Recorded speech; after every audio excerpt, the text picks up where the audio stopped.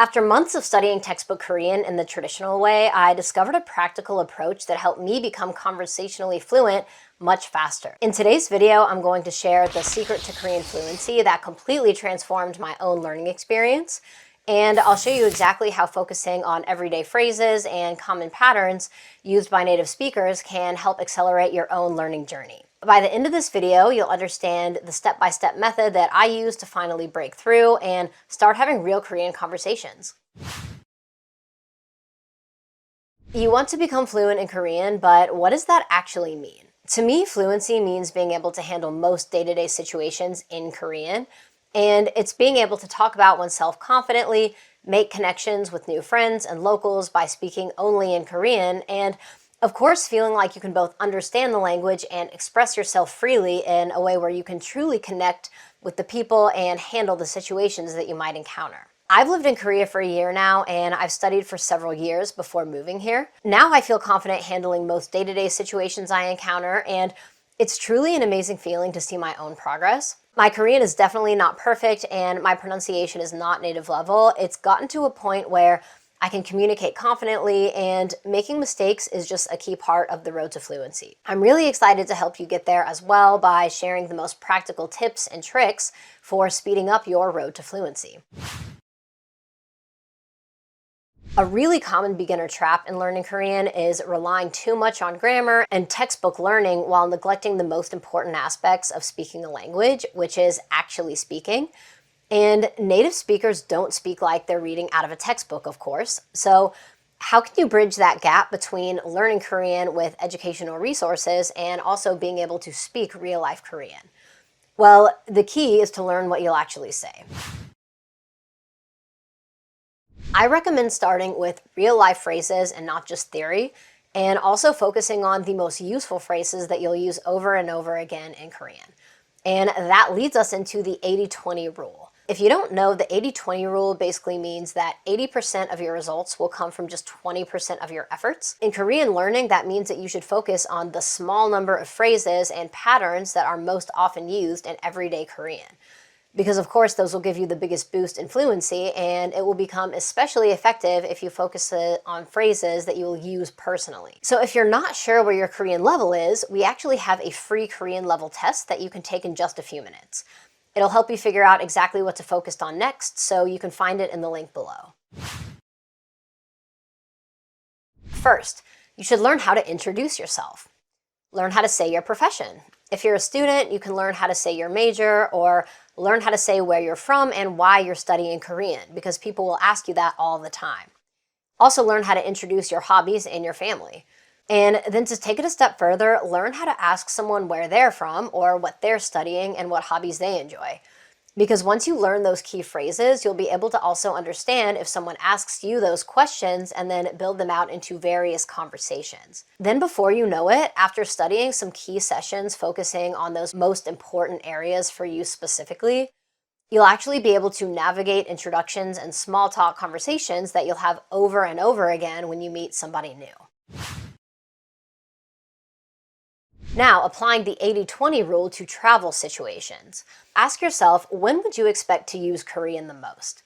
If you're planning on traveling to Korea, then you'll likely need to order at cafes and restaurants, check out at stores, and navigate taxis and handle various travel situations. There's common questions and phrases that you'll hear when checking out at stores or ordering food, and you might not learn these phrases in traditional textbook settings. Try to focus on these because they'll be hugely beneficial to your trip to Korea, and you can actually learn these phrases by checking out some of our other videos. Aside from learning phrases about yourself and your personal situation, you should also focus on learning the most common Korean words and phrases that you will hear and use in general. While estimates vary, the National Institute of the Korean Language lists over 1 million words in its database when you include all dialects, old words, and technical terms. However, most Korean speakers only use about 2,000 to 3,000 words regularly in daily conversations. As a beginner, if you just learn 1,000 words and their various forms and then how they're used in common phrases, you'll be able to understand the majority of spoken Korean that you'll hear day to day. So that's pretty exciting. So let's get into how to remember vocab. How do you know which words to learn and where can you find them? Well, it really helps to use a structured language program. For example, the students in our program study vocab words inside each inner circle course. And the 80-20 vocabulary words include an efficient 7-step process to learn and retain the words really quickly. The process is listen and repeat, review vocabulary, association, recognition, English recall, total recall, and a quiz.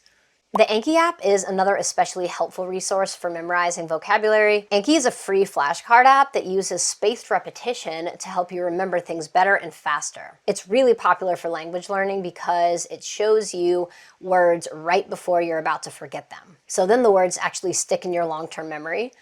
And Anki has a pre-made deck that actually includes common vocabulary words by category, and you can either use those or you can make your own decks and add important or tricky vocabulary. If you want a shortcut to learning real Korean, you can check out our structured program. It's designed with the 80-20 approach, and it has easy to follow step-by-step lessons to become conversationally fluent in 12 months. You can focus on high-frequency phrases and sentence structures that use your 80-20 vocabulary words.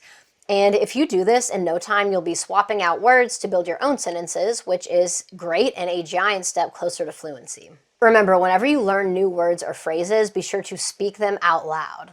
Try to think in patterns also. For example, if you learn to say you're going to do something, you can substitute a lot of words in the same pattern. If you're going to say, 밥 먹으러 가요, I'm going to eat, you can use that same pattern with other words that you've learned.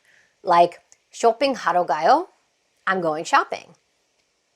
운동하러 가요, I'm going to exercise.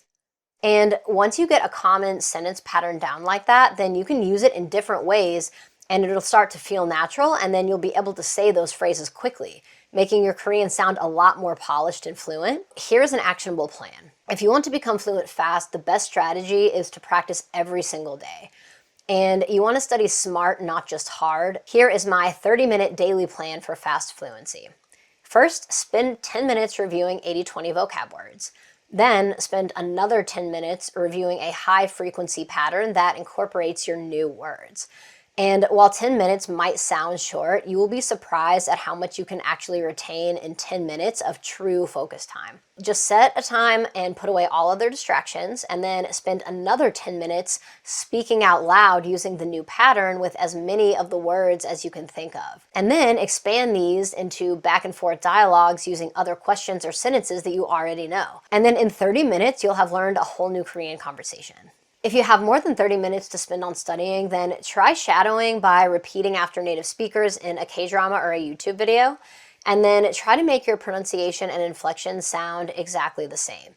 Don't overthink it, just listen and repeat. If you really want to level up, then try writing a short journal entry at the end of the day. This will help identify gaps in your knowledge. For example, if you spent the day working on a hobby, then you realize that you aren't comfortable discussing your new hobby in Korean, then that is exactly where you should focus during your next study session. Remember that consistency is everything in learning a language, so it is typically more effective to study daily, even if it's for a short time.